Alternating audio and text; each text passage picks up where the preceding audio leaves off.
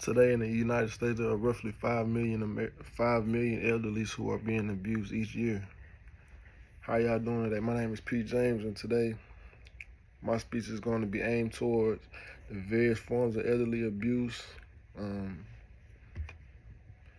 their impact on the elderly, and the possible solutions. So, elderly abuse has become an issue of concern in a modern society, right? Often the elderly who are vulnerable and in need of care, attention, and support are mistreated, neglected, or even exploited.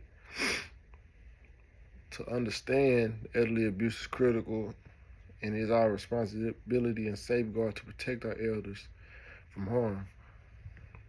Okay, so which leads me to my first topic. First and foremost, physical abuse is a common form of elderly abuse. It includes hitting, slapping, pushing, burning of the elderly. This kind of abuse causes physical harm, pain, and often leads to severe injuries that impact the physical and emotional well-being. Okay, this leads me to example 2. Another form of elderly abuse is emotional and psychological abuse, where the elderly are subjected to verbal abuse, threats, ridicule, and emotional manipulation. This type of abuse causes emotional and mental distress to the elderly, making them anxious, depressed, and feeling helpless. Moreover, neglect or abandonment is another kind of elderly abuse, where the basic needs such as food, water, medication, and hygiene are ignored. Often, neglect causes malnutrition, dehydration, and bed sores, and other serious health issues which can lead to death. I can say that my grandfather was in the nursing home before, and he's experienced some kind of elderly abuse by the workers there.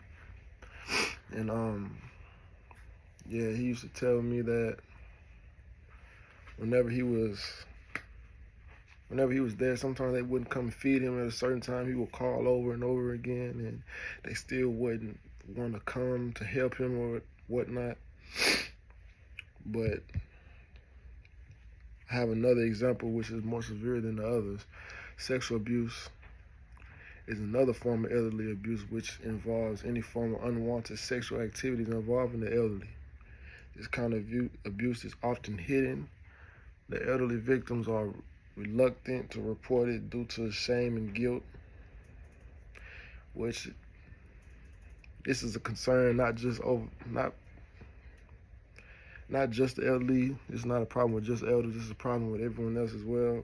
Kids, adults, and also financial abuse is another form of elderly abuse, where the elder are financially exploited or scammed. This type of abuse can leave the elderly without access to support or basic needs. And I have another example for the financial abuse. My grandmother, she received a call one day, and they told her on the call, the person who was on the other line told her that if they sent her this amount, if she sent them this amount, they would send her this amount, which is way more than what she sent them. But luckily I was there to tell her that, nah, don't do it, because that's what they're doing nowadays. They're scamming older people. But my conclusion is elderly abuse is a severe issue that must be taken seriously. We must all actively work together to prevent and reduce the occurrence of elderly abuse through education, awareness, and the implementation of robust policies. We can help the elderly to live the remaining years with dignity, respect, and safety. I want to say thanks so much for everyone who's listening, and have a good day.